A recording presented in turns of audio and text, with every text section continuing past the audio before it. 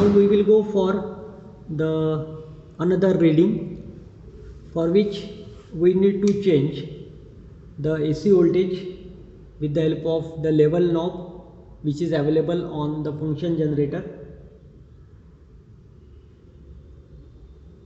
Okay, now randomly I have set some AC voltage, but if you will see the CRO screen, then I am not observing the positive and negative peak.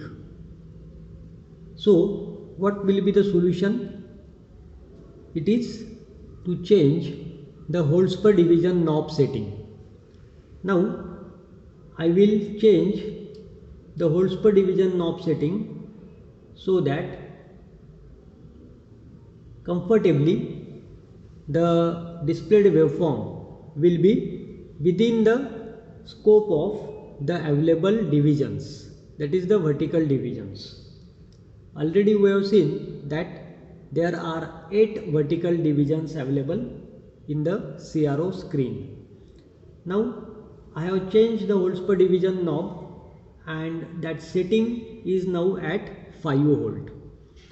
So I can observe very clearly both the peaks, that is the negative as well as the positive peak, or you may say I can see or observe the complete sine waveform on the CRO screen, which was not there in the earlier stage. Okay. Now I will set it with the help of vertical position knob as well as horizontal position knob, so that very easily I can read or I can go for the measurement. Now I will align the negative peak with the or one of the horizontal marking, and the horizontal position knob so that the positive peak positive peak will be exactly on the y-axis. Okay. Now if you will see the DMM, it is reading 5.89 volts, so that will be my RMS value.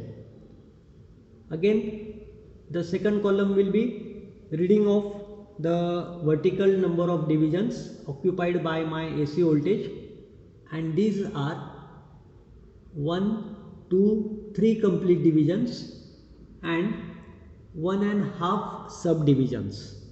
So I will read 3 complete divisions, that is 3.3. okay, because every subdivision in the oscilloscope scale is equal to 0.2. So in total I will have 3.3 subdivision including subdivisions, total 3.3 divisions. Now the multiplier for it, which is the volts per division setting, and it is equal to at 5 volts per division. There is no question of changing the frequency because we are going to measure the AC voltage. Now we have to convert the vertical divisions 3.3 into 5 volts per division. If you will multiply, then you will have the answer 16.5 volts. Okay, so 3.3 multiplied by 5.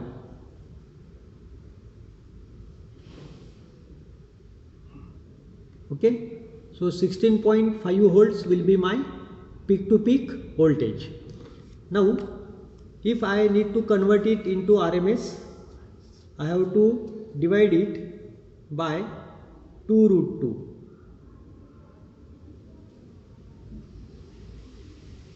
If you will divide it by 2 root 2, you will get the answer 5.83 volts. So remember, I have converted peak to peak voltage into the RMS voltage. So the measured value will be 5.83 and the actual value which is indicated on the DMM is 5.89 volt RMS. Now with the help of these two we can calculate the percentage error, and for this measurement the percentage error will be equal to 5.83 minus 5.89 divided by 5.89 into 100.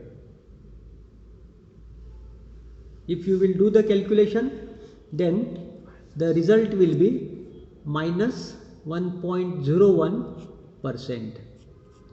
So minus 1.01% will be the error in the measurement of AC voltage. Now what the negative sign indicates here? It simply indicates that the measured value is less than the true or the actual value. Okay. In this way, with the help of oscilloscope, any AC voltage either in terms of peak or peak to peak can be measured, but for verification or for comparison purpose we have used here the DMM, which is giving you the actual measured value, the actual value.